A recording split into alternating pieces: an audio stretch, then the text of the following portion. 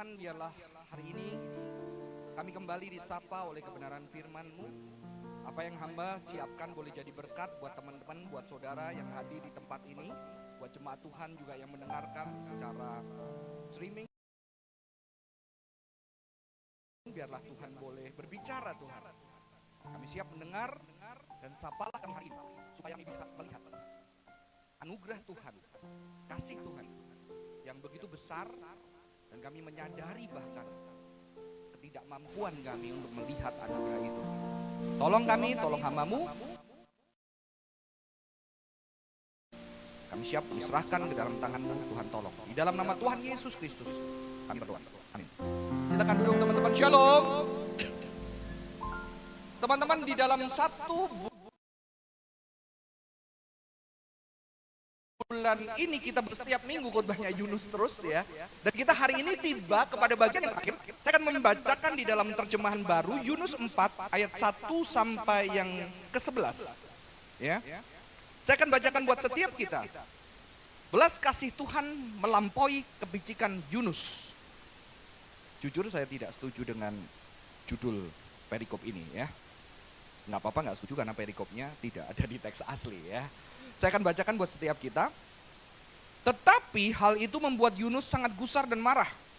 Lalu ia berdoa kepada Tuhan, ya Tuhan, bukankah hal ini telah kukatakan ketika aku masih di negeriku? Itulah sebabnya aku dahulu melarikan diri ke Tarsis. Sebab aku tahu bahwa Engkaulah Allah yang pengasih dan penyayang, panjang sabar, dan berlimpah kasih setia, serta yang menyesal atas malapetaka yang hendak didatangkannya. Sekarang ya Tuhan, ambillah kiranya nyawaku, karena lebih baik aku mati. Patutlah engkau marah. Yunus keluar dari kota itu lalu duduk di sebelah timurnya. Di situ ia mendirikan sebuah pondok dan duduk di bawah naungannya, melihat apa yang akan terjadi atas kota itu. Atas penentuan Tuhan Allah, tumbuhlah sebatang pohon jarak melampaui kepala Yunus untuk menaunginya. Agar ia lepas dari kegusaran hatinya, Yunus sangat bersuka cita karena pohon jarak itu. Tetapi keesokan harinya ketika fajar menyingsing atas penentuan Allah, datanglah seekor ulat yang menggerogoti pohon jarak itu sehingga layu. Ketika matahari terbit atas penentuan Allah, bertiuplah angin timur yang panas, dan sinar matahari menyengat kepala Yunus sehingga ia rebah tak berdaya. Lalu ia minta mati, katanya, lebih baik aku mati daripada hidup. Firman Allah kepada Yunus, patutkah engkau marah karena pohon jarak itu? Jawabnya, selayaknya aku marah sampai mati. Biasanya ketika pengkhotbah mengkhotbahkan ini, pengkhotbah akan cenderung negatif terhadap Yunus. Tapi saya mencoba, karena kita sudah melihatnya 3 minggu negatif semua ya. Kali ini saya coba sedikit membela Yunus ya. Karena sebetulnya kalau kita bela Yunus, kita banyak mirip Yunus, betul? Ya, sehingga kita bisa lebih melihat bagian firman ini saudara-saudara dengan mungkin lebih berbeda hari ini. Saudara-saudara, ketika kita berbicara tentang anugerah yang tidak habisnya, maka kita tahu bagian teks ini berbicara tentang satu tema yang klasik di dalam kekristenan yang bernama forgiveness. Ada pengampunan Tuhan atas sebuah bangsa yang fasik, bangsa yang jahat. Dan forgiveness ini menjadi isu besar yang diberitakan di kitab Yunus. Tapi saya mengutip satu tulisan daripada C.S. Lewis yang mengatakan begini. Everyone's forgiveness is a lovely idea until he has something to forgive. Betul? Ya. Forgiveness itu indah. Nonton film, orang tua maafin anaknya, ya. Paling indah adalah ketika kawin, nonton orang nikah, terus wah datengin papa mamanya. Saya selalu nangis. Ya, saya selalu nangis. Saya selalu nangis kalau lihat itu ya. Walaupun anak sini ada yang nggak nangis ya, waktu mengucapkan ke orang tuanya. Tapi banyak yang nangis teman-teman. Dan di situ ada sesuatu keindahan sekali.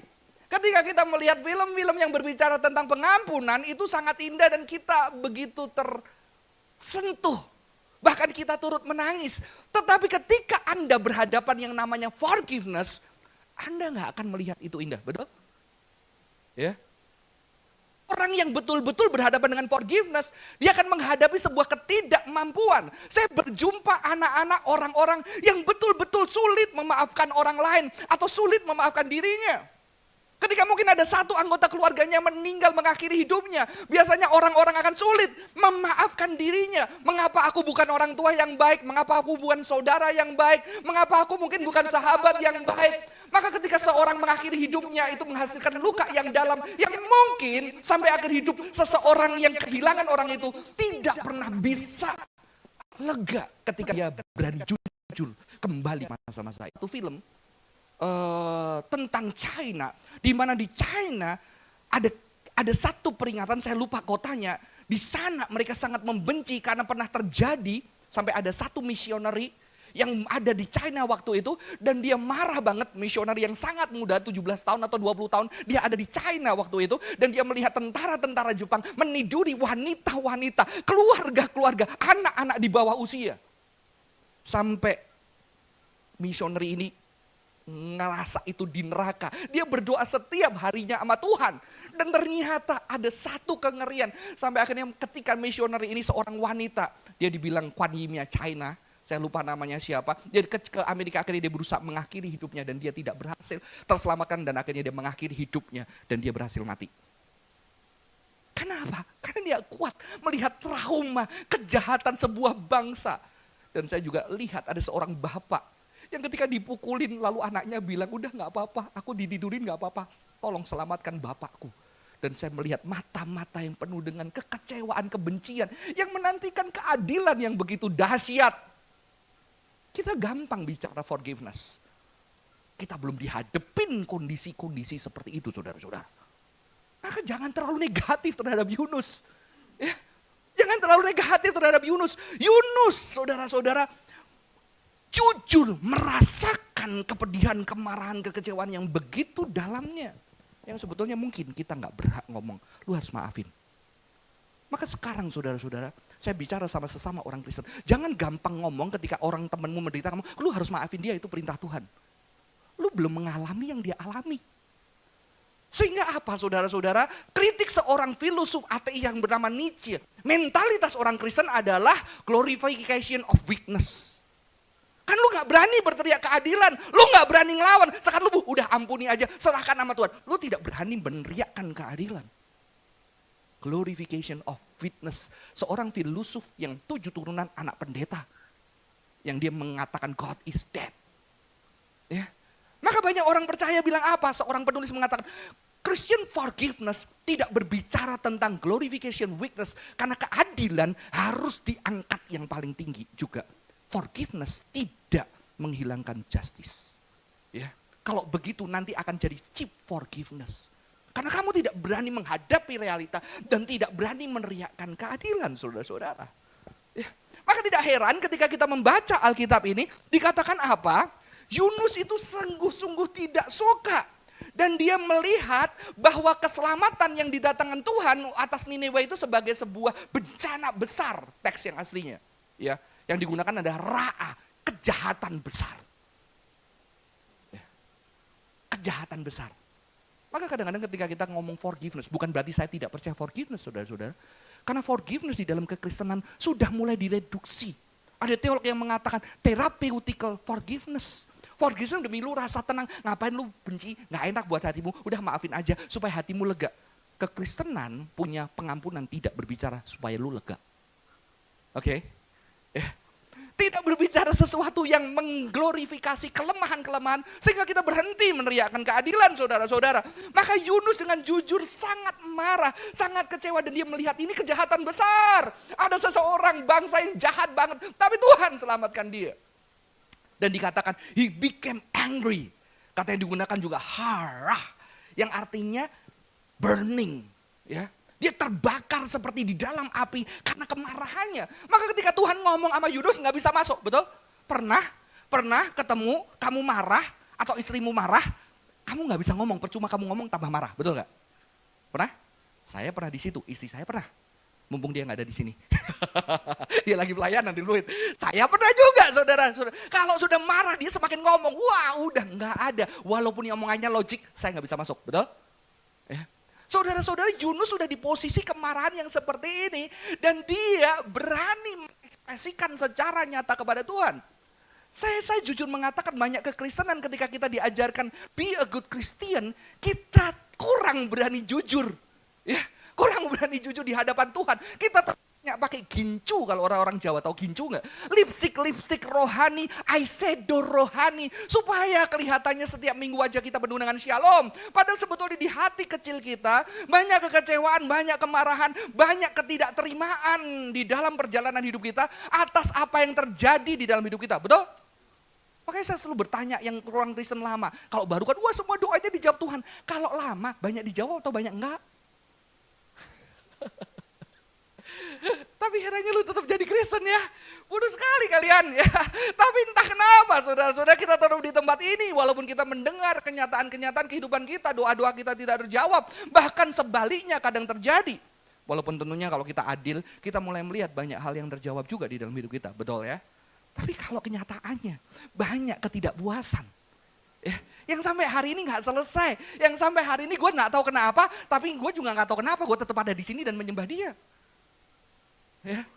Saudara-saudara, ini Yunus sangat marah. Tapi kerennya Yunus kali ini saudara-saudara, dia marah karena anugerah Tuhan. For I know that you are gracious and merciful God, slow to anger, abounding in steadfast love, and relenting from punishment. Gue tahu. Dan aku marah karena apa? Karena kamu tahu, gue tahu ketika disuruh ke Niniwe, kamu itu Allah yang penuh dengan rahmat, penuh dengan kebaikan. Kamu itu gak gampang marah, kamu ini terlalu baik Tuhan. Dan kamu kadang-kadang gak hukum orang. Kayak anak kecil ya, kalau lihat adiknya melakukan kesalahan atau saudaranya, kayaknya kita pengen dihukum yang setara kayak kita dulu, betul gak? Kalau gak kita gak puas, bener? Anak saya seperti itu saudara-saudara. Nggak puas. Dia sayang adiknya tapi dia tetap pokoknya harus sama. Kalau kita kurang nadanya, kurang tinggi sedikit marahnya, kemarin kenapa papa nadanya tinggi sekarang sama adik? Enggak. Ya kan? Saudara-saudara, dia kesel sama anugerah, sama grace of God. Saudara-saudara, dalam bahasa aslinya bagus ya. Gracious. Gracious itu artinya apa? Gracious. Grace ditempatkan Tuhan adalah ketika ada seorang miskin, tahu-tahu dia hutang sama kita rampas bajunya. Dan di situ Tuhan akan bilang, kamu gak gracious, maka kamu harus balikin. Karena nanti kalau dia tidur kedinginan.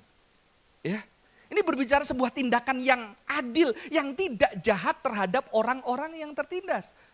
Yunus tahu Tuhan itu gracious sama orang-orang yang terbuang. Yunus tahu karakter Tuhan dengan jelas. Dan kalau saudara lihat di perjanjian lama, pengakuan Yunus adalah salah satu confession of faith daripada orang Israel terhadap Yahweh. Yang kedua, merciful, compassionate. Itu berbicara tentang apa? Merciful itu digambarkan seperti rahim, seorang wanita yang penuh dengan kehangatan, yang merawat, yang menjaga. Kalau sudah pernah hamil, saya juga pernah hamil ya. Saya lihat istri saya hamil pertama itu masih anxious banget, jaga bener. Waktu saya nyetir sepeda motornya, begitu ada, gak apa-apa, aman gitu ya. Wah, mobilnya dibeliin penjaga sofa supaya lebih empuk, supaya dia tidak ada apa-apa gitu saudara-saudara. Itu jagain banget, rahim yang rapuh, tapi di situ cinta dinyatakan dengan begitu dahsyatnya. Abounding of steadfast love berbicara tentang kata cinta yang paling dalam di dalam perjanjian lama. Dan juga tidak mudah menghukum, menahan untuk menghukum, berbicara tentang Tuhan yang setia dengan covenant dengan Israel, yang kadang-kadang membuat Tuhan, walaupun mereka melakukan kesalahan-kesalahan, Tuhan rela lagi memberi contoh dengan jujur dan tulus menepati perjanjiannya sekalipun Israel nggak menepati perjanjiannya. Saudara-saudara, Yunus tahu karakter Tuhan ini dan Yunus nggak suka. Ya.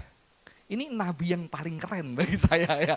Karena nabi yang lain selalu merindukan Abraham, gue tahu lu gracious maka lu bisa memberkati. Tapi Yunus, aku gak suka graciousmu diberikan kepada orang itu. Karena orang itu tidak pantas, tidak layak mendapatkan gracious of God. Ya. Dan ini yang dikatakan seorang penulis, James Bruckner mengatakan, tahu bahwa Niniwe akan bertobat. Dan Tuhan akan menahan amarahnya. Dan dia tidak suka itu. Dia tidak mau ada di dalam bagian pengampunan itu. Dan dia memilih mati daripada menjadi bagian dari belas kasihan Tuhan. Ini keras, saudara. Gue gak mau bagian. Dan ada penulis penafsir yang hebat, dia ngomong apa? Yunus itu milih mati karena dia juga udah tahu Tuhan itu baik. Keren ya. Gue gak mau mati dan gue tahu mati di tangan lo. Tangan Tuhan.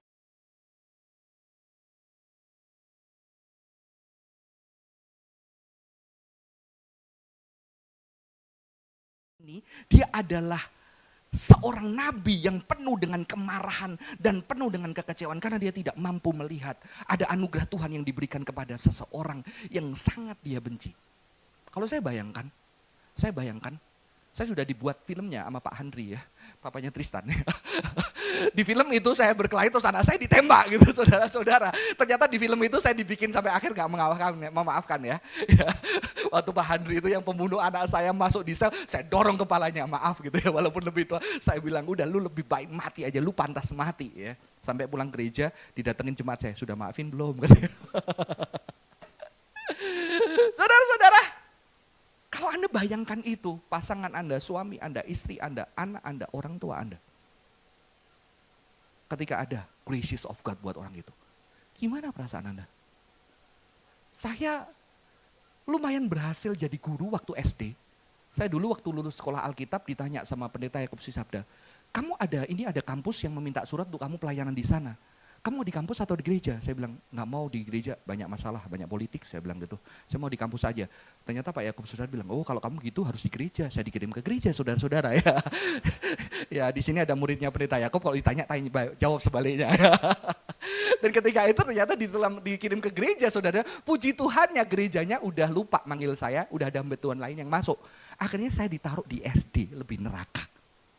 SD, saya belajar Christian worldview, Aristotle, Proto, Socrates, SD. Mati nggak? Akhirnya saya bilang sama pemimpin, Pak boleh nggak kasih saya penghiburan? Saya juga pengen di SMP, SMA. Puji Tuhan saya didengarkan, saya dapat belas kasihan, Senin, Selasa, SD, Rebu, Kemis, SMP, Jumatnya SMA. Ya, yang saya mau malah cuma 1 kali, konseling anak-anak yang bandel. Dan ketika SD saya harus menceritakan Yunus. Dan itu saya rasa kelas yang paling berhasil selama hidup saya. Setelah itu kayaknya nggak berhasil banget. Dan waktu itu saya mengajarkan, ayo anak-anak, gambar yang paling indah. Siapa gambarnya yang paling indah? Wah ditunjukin gambarnya indah, tak sobek-sobek di depan mukanya. Anak SD mengalami abuse ya. Ini bagus ya, saya sobek-sobek. Saya masih ingat wajahnya, saya sambil senyum-senyum. Terus saya bilang, ayo gambar lagi yang indah. Mereka gambar lagi tapi dengan penuh ketakutan. Ya. Setelah digambar yang indah, janji Pak Johan gak sobek-sobek. Ya. Setelah saya gak sobek-sobek, saya bilang, Pak Johan gak sobek-sobek. Coba geser gambarmu satu-satu. Digeser. Lakukan terserah yang kau mau terhadap gambar temanmu. Wah, saudara apa tahu yang terjadi? Hari itu kelas kami liar. Ada yang ambil gunting, digunting satu-satu, ada yang disobek-sobek, ada yang diinjak-injak, lompat-lompat. Wah, hari itu mereka bahagia dan penuh dengan sorak-sorai menghancurkan gambar temannya. Dan saya bilang, gimana perasaannya? Puas Pak. Padahal dia itu nggak tak sobek-sobek loh gambarnya, ngerti gak?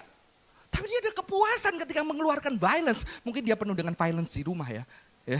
Kadang-kadang itu tersalurkan loh saudara-saudara, maka perlu Muay Thai atau apa ya. Saya udah pernah cerita kan, saya dulu hobi ngejus. Kenapa saya jus? Saya suka ketika itu hancur jadi cairan. Lama-lama saya serem sama diri saya sendiri. Itu violence saudara-saudara. Mereka puas dengan violence. Dan ketika puas dengan violence, saya tanya, tapi waktu kamu disobek-sobek tadi, kamu kan yang pertama tak sobek-sobek. Hatimu apa? Sakit banget Pak. Kenapa itu kan gambaranku? Kenapa Pak Johan sobek-sobek? Kamu gimana? Sakit. Saya bilang, itu loh isi hatinya Tuhan. Ketika disobek-sobek. Tapi itu isinya hati Yunus ketika kamu udah disobek-sobek, pengen hancurin. Oh, hari itu kelas saya berhasil, habis itu main. Bebas waktu bebas saudara-saudara. Pesan tersampaikan ya. Saya tidak pernah seberhasil itu setelah itu saudara-saudara. Jadi ini yang terjadi saudara-saudara, Yunus jujur mengalami satu sakit yang dirasain dengan tubuhnya yang bukan hanya sebatas gambar. Bangsa. Mungkin seperti orang-orang China itu ketika diwawancara, padahal dia dulu masih muda, setelah bertahun-tahun dia ada kakek-kakek. Ketika dia menceritakan, dia masih nangis dan marah ketika mengingat apa yang dilakukan tentara-tentara Jepang terhadap cucunya, ponakan, anaknya, keluarganya. Sampai misioner itu mengatakan China waktu itu udah kayak neraka. Aku cuma berdoa ngelewatin hari demi hari. Misioneri wanita itu ngumpulin anak-anak di rumahnya, di orphanage ya, di apa namanya orphanage? Gaya banget saya. Rumah panti asuhan, di panti asuhan dikumpulin supaya tidak, karena panti asuhan dilindungi oleh orang US saudara pada masa itu, orang misioneri. Jadi orang Jepang nggak berani, tapi nggak terkumpulkan, dihabisin tuh sama tentara-tentara Jepang. Saudara-saudara. Ada satu kemarahan yang dirasakan Yunus saudara-saudara. Tapi satu yang saya ingat ketika saya mempersiapkan tentang forgiveness, saya membaca satu buku. Orang yang sama, dia mengatakan apa? In some situation, the struggle to embody Christian forgiveness may cost our life. Christian forgiveness require our death. For as we participate in Christ dying and rising. Ya. Jadi ternyata Christian forgiveness bukan bicara terapeutikal. Forgiveness. Yang lu enak setelah lu memaafkan. No, itu memang hasil dari pengampunan. Tapi pengampunan bukan karena seperti itu. Banyak motivator ngatain, maafin aja, ngapain lu bebanin hidupmu yang gak perlu. Supaya hidupmu sehat, lu bisa mencapai hal yang optimal. Maafin aja, ngapain itu jadi beban. Christian forgiveness, not only about that. Christian forgiveness ngomongin apa? Ketika kita forgive, taruhannya adalah nyawa kita. Karena ketika Tuhan mengampuni, dia berikan tubuhnya, dia berikan nyawanya untuk menunjukkan cinta.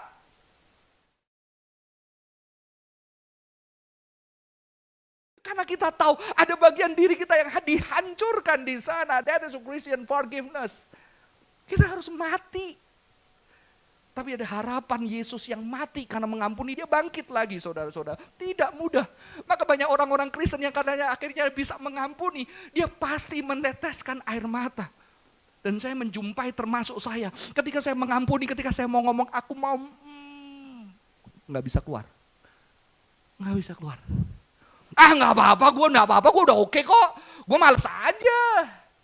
Gue udah oke.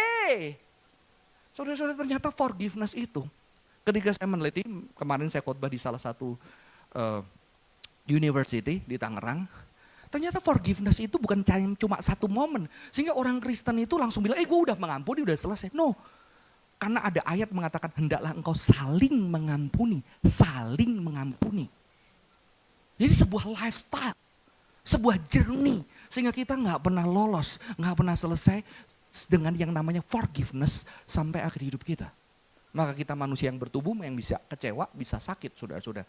Tapi hari ini saya tidak berbicara jernih itu. Saya berbicara apa? Ternyata untuk sebuah forgiveness, Tuhan menunjukkan bahwa ada hal yang harus dibayar. Dan Yunus tidak mampu. Karena ketika dia menyerahkan itu, saudara-saudara, dia menyerahkan itu ada bagian dari dirinya, keyakinannya. Ada dia harus mati. Mati, saudara-saudara. Saya baru kaget. Ternyata para tentara yang perang di Vietnam, ketika mereka pulang dari Vietnam di Amerika, mereka mengalami kegilaan-kegilaan, sering bangun teriak, sering gak kontrol emosi, sering bisa marah sama suami pasangan. Dan ketika di counseling, di terapi, mereka disuruh mencoba memaafkan, melupakan. Ternyata mereka gak mau. Karena mereka tidak bisa melupakan sahabat-sahabat mereka yang mati di sana. Saya kaget sudah. Udah lupain, coba diterapi, nggak bisa. Karena itu luka mereka, tapi di saat yang sama kadang-kadang mereka harus mengingat itu. Dan ketika mereka mengingat itu ada adrenalin, ada kekuatan yang membuat mereka semangat hidup. Jadi itu yang menghancurkan hidup mereka, tetapi membuat mereka semangat hidup. Dan mereka tidak mau melupakan, mereka tidak mau memberikan pengampunan terhadap diri. Karena itulah cara mereka mengenang teman-teman mereka yang mati dan mereka hidup. Maka mereka juga menghukum diri mereka. Sebagai sebuah alasan mereka bisa bertahan hidup. Maka Yunus tidak bisa. Aku harus lupa. Aku harus melihat anugerahnya, menutup menutupi segala kesalahan. Nggak bisa. Bagaimana orang-orang yang kucintai, bagaimana bangsaku yang gue cintai. Gue tahu Tuhan, gue menyembah Tuhan. Aku orang yang takut akan Tuhan. Yunus mengatakan di bagian pertemuannya, aku adalah orang takut yang akan Tuhan. Aku menyembah Tuhan yang benar, saudara-saudara. Tapi di saat yang sama dia bergumul dan dia jujur mengatakan, aku nggak bisa. Karena dengan menerima pengampunan berarti harus aku melihat orang-orang yang mati itu. Sahabatku, keluargaku, orang sebangsaku. Aku harus melupakan mereka dan aku tidak mampu. Aku akan merasa semakin bersalah, saudara. Ya. Saudara, ini sesuatu yang tidak mudah. Tapi Tuhan tanya lagi sama Yunus, saudara-saudara. Is it right for you to be angry? Ya. Yunus jawab nggak? Pergi dia. Keren ya Yunus ini ya. Apa tuh?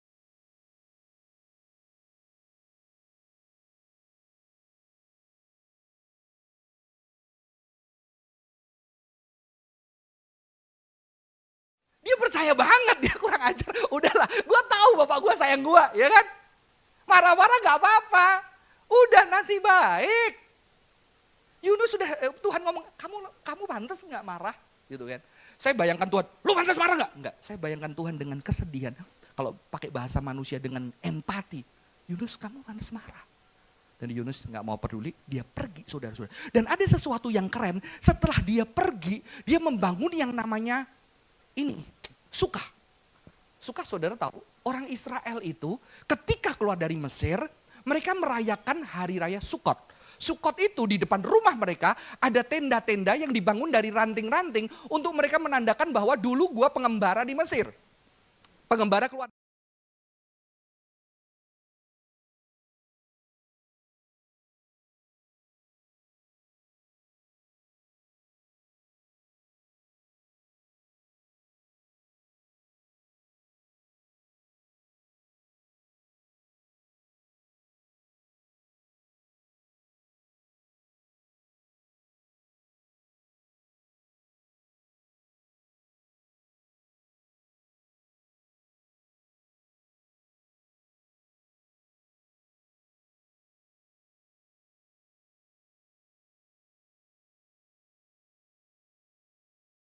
Terus membangun Sukah.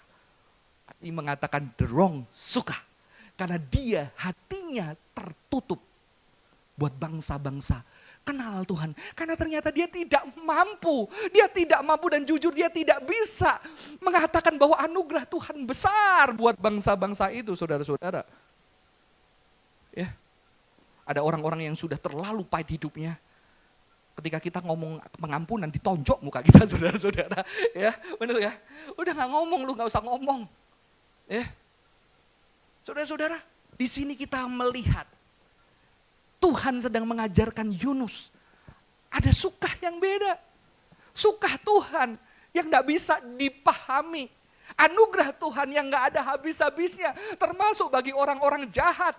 Sehingga saya membayangkan kalau kita pakai bahasa Tuhan, kita membayangkan Tuhan pakai anthropomorphic language. Tuhan yang juga kesepian, karena gak ada orang yang membayangkan, yang bisa mampu memahami cinta dan isi hati Tuhan. Yang terlalu besar untuk seorang manusia yang terbatas dengan tubuhnya dan luka pribadinya. Memahami satu cinta yang besar, yang suatu hari Tuhan yang besar itu akan mengundang bangsa-bangsa untuk duduk merasakan cintanya dan menyembah dia sebagai Tuhan, pemilik bumi. Saudara, di sini ada seorang ahli yang keren banget ngomong. He's a man with the courage to attack God for being merciful. Lu terlalu baik. Ya.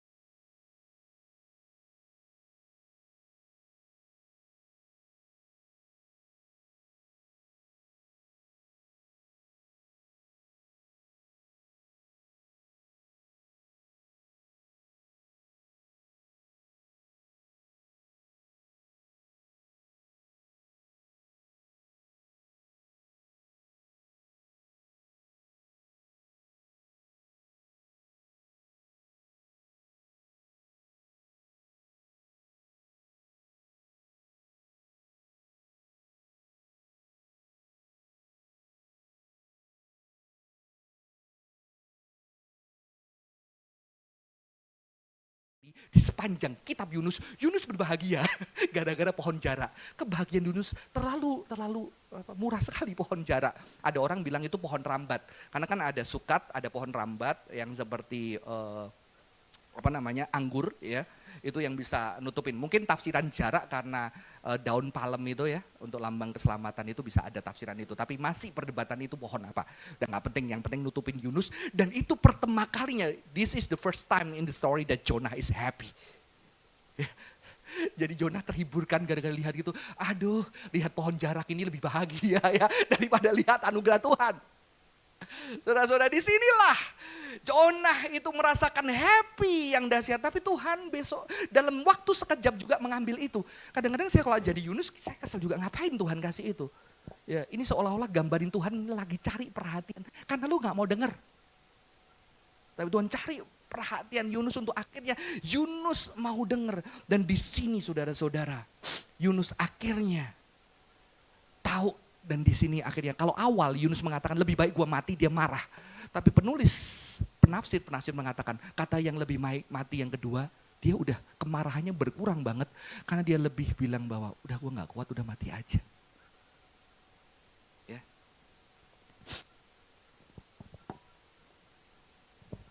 Pernyataan yang kedua mengatakan bahwa this is time Jonah request is more deadly and more serious. So we can have no doubt now.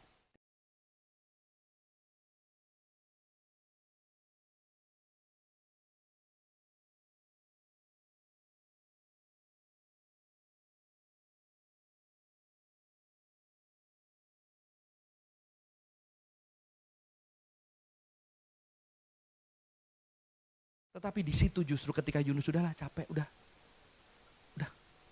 nggak peduli, udah mati. Saudara, kalau kamu di dalam perjalanan ada kan, waktunya ketika kamu menghadapi masalah, kamu udah capek, kamu udah nyerah, kamu udah serahin semua. Dan di situ justru penulis ini mengatakan bahwa Tuhan bisa ngomong sebagai teman saat itu untuk mencoba mengajari Yunus supaya mengerti dia. Saya membayangkan Tuhan yang mendekati Yunus, bukanlah Tuhan yang marah-marah karena lu gak nurut, lu tidak taat. Kita kan sering gitu ya, kalau kitab Yunus kan sering digituin sama mungkin hamba Tuhan atau anak-anak kita supaya kita taat ya. Ditakut-takutin ya, nanti lu dimakan tuh, nanti lu kepanasan lu sampai mau pingsan lu. Tapi saya percaya Tuhan itu penuh dengan kasih dan rahmat. Jadi ketika dia sedang dying, bukan Tuhan, rasain lu dying, masih tidak taat, mau mati gitu. Enggak, saudara-saudara. Saya yakin Tuhan sebagai teman yang juga mungkin dying, yang juga dengan suara lirih ada sebagai teman untuk membuat Yunus bisa ngerti cinta Tuhan. Ya. Yang membuat saya bahagia adalah kitab Yunus enggak ada akhirnya. Yunus ngerti atau enggak. Sehingga kita bisa menambahkan. Biasanya Alkitab itu kalau tidak diselesaikan saudara-saudara, saudara yang harus menjawab di dalam kehidupan saudara. Ya. Saudara yang harus menjawab sendiri. Sehingga Tuhan mengakhiri dengan kata, dia tidak pakai alasan, dia pakai alasan ini adalah bangsa yang aku ciptakan. Yang aku ciptakan dan mereka masih seperti anak kecil. Anak kecil itu belum bisa bedain kanan kiri, apalagi kalau disleksia, nggak bisa. Saya sedikit ada disleksia, jadi sampai hari ini tanya Cimel, saya bingung kanan sama kiri. Jadi kalau kanan kiri bingung, tapi kalau tangan cebok sama salaman saya nggak bingung. Saudara-saudara, saya anak kecil itu nggak bisa bedain kanan kiri, masih anak kecil dan Tuhan penuh dengan balas kasihan. Tapi Tuhan yang sama ketika menyatakan ini adalah Tuhan yang sama yang juga berbelas kasihan kepada Israel, termasuk orang-orang yang tersiksa, yang dicintai Yunus. Mengerti maksud saya? Jadi ketika Tuhan membela orang Niniwe, Tuhan yang sama juga mengerti banyak keluarga-keluarga yang hancur, kehilangan orang-orang yang dicintai karena Niniwe yang jahat itu. Di sini kita melihat complexity of life. Hidup yang begitu kompleks, yang kadang kita nggak bisa paham karena kita selalu memahami dari perspektif kita, saudara-saudara. Dan Tuhan menunjukkan perspektif yang luas, yang keduanya dicintai. Dan Tuhan menyatakan anugerahnya kepada Niniwe, seperti juga Tuhan beranugerah kepada Israel. Yang kita, karena perspektif kita terbatas, kita tidak bisa memahami itu. Dan saya ketika teks ini berakhir dengan ketidak terjawaban, apa kira-kira? jawaban Yunus? Saya nggak menjawab saudara-saudara, jawab sendiri ya, karena Alkitab nggak ada. Tapi di sini saya melihat satu kata dari James Bruckner ini bagus ya. All who attempt to limit God's grace.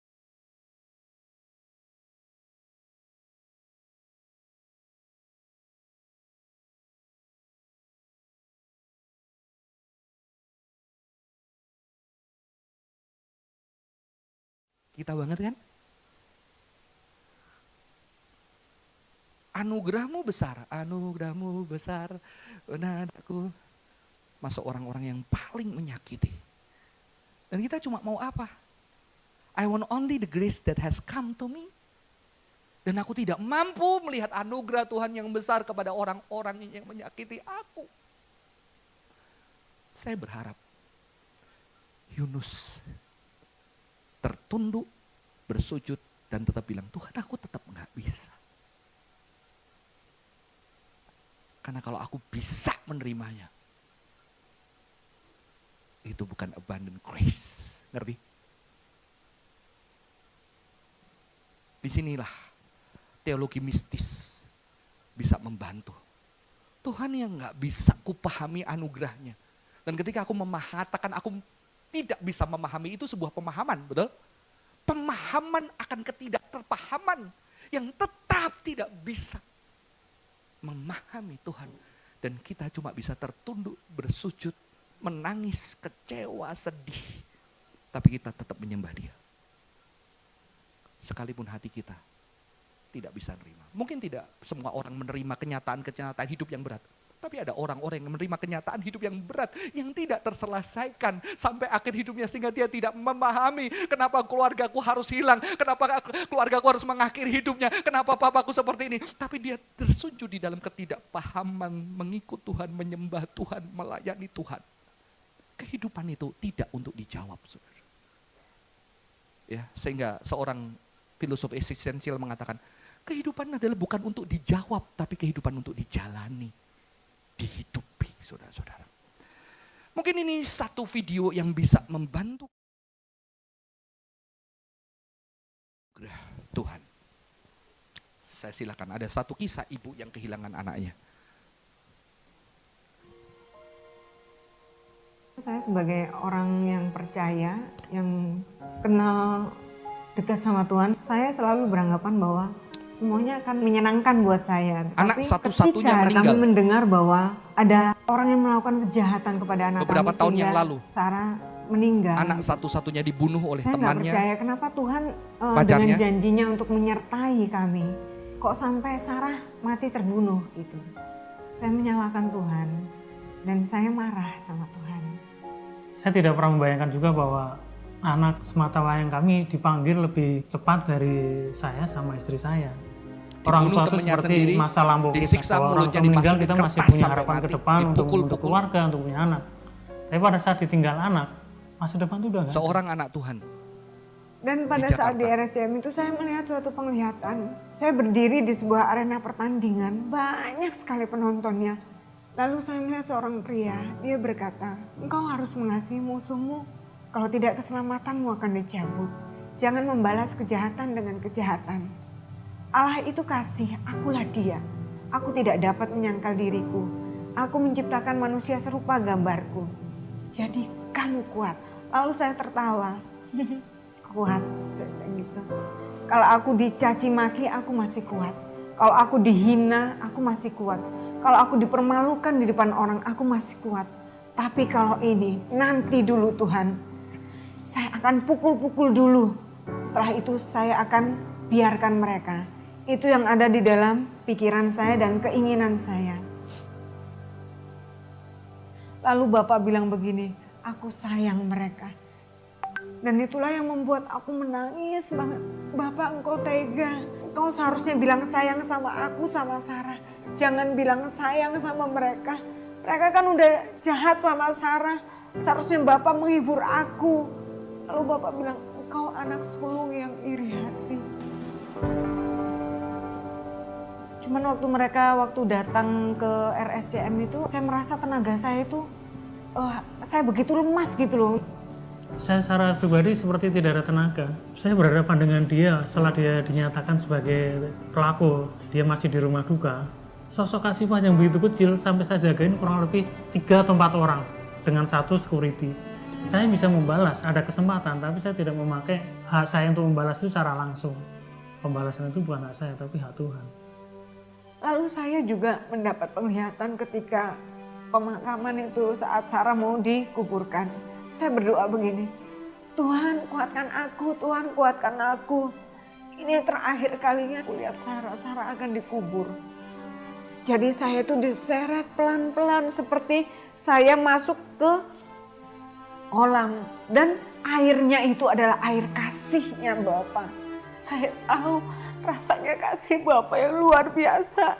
Saya tahu hatinya Bapak itu, Hafid dan Asifah itu adalah anak-anak Bapak juga. Jadi Bapak itu sedih, aduh nak kenapa sampai engkau melakukan hal yang jahat. Jadi Bapak mau mengambil mereka berdua untuk kembali ke dalam dekapannya dengan hal yang benar. Jadi saya bilang, sudah Bapak, jangan engkau tarik aku lagi lebih dalam untuk merasakan kasih-Mu.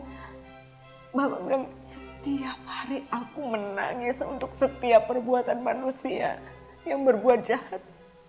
Saya bingung, Tuhan, setiap hari Engkau gak capek ya nangis ya. Pantas saja Bapak memberikan Yesus untuk menyelamatkan manusia. Karena saya tahu luar biasa. Saya bilang, Bapak sudah, jangan Engkau tarik aku lebih dalam lagi. Aku ini mamanya Sarah, aku gak pengen orang anggap aku edan, saya bilang begitu. Manalah mungkin saya berani mempunyai rencana yang jahat kepada orang yang Bapak kasih. Jadi orang kadang-kadang sering bertanya-tanya, loh kalau udah mengampuni ya udah nggak usah ngotak-ngatik tentang proses hukum. Kalau melihat orang bersalah kita nggak menegur, nggak ngasih tahu, kita ikut bersalah juga. Orang berbuat salah, tapi sampai berbulan-bulan tidak mau mengakui kesalahannya. Saya meyakini bahwa kalau orang sama sesamanya tidak mau kesalahannya, apalagi sama Tuhan yang nggak kelihatan. Yang menyelamatkan kehidupan dia di kehidupan kekal bukan karena proses hukum. Jadi segeralah mengakui kesalahannya, bertobat dan meninggalkan kejahatan-kejahatan yang sudah mereka lakukan untuk berbalik sama Tuhan. Bukan hanya rutinitas ibadah, tapi punya relasi secara khusus sama Tuhan. Tadinya aku udah mau mengampuni, tapi aku mau tetap, udah biar aja, aku gak mau ketemu, gak mau apa sama mereka berdua.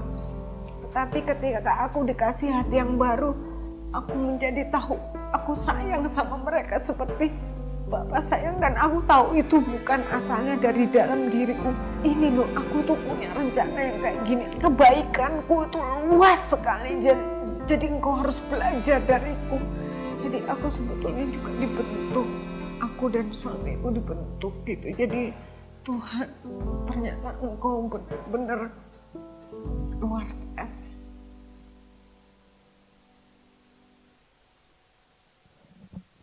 Saudara-saudara, setiap Tuhan ketika berbicara, Tuhan bisa berbicara dengan segala keterbatasan doktrin pengajaran. Saya tahu ada beberapa yang mungkin berbeda, tapi Tuhan dengan kesannya bisa berbicara kepada setiap orang. Ya. Dan saya melihat ini satu gambaran kasih Tuhan yang tidak terbatas. Saya minta Yanis ke depan. Saudara-saudara, akhir dari khotbah saya ketika kita berbicara tentang relentless grace.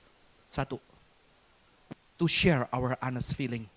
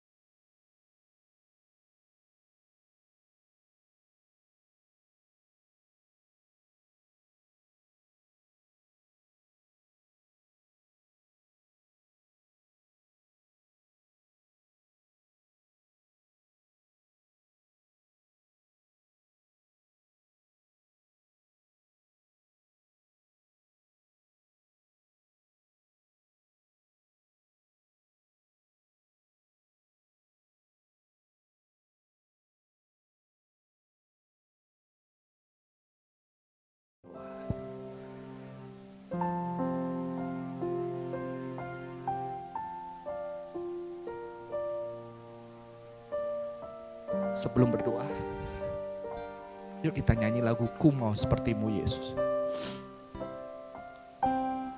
Ku mau sepertimu Yesus, disempurnakan selalu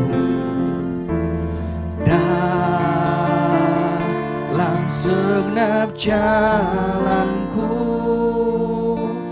memuliakan namamu. Ku mau sepertimu, ku mau sepertimu Yesus, disempurnakan selalu dalam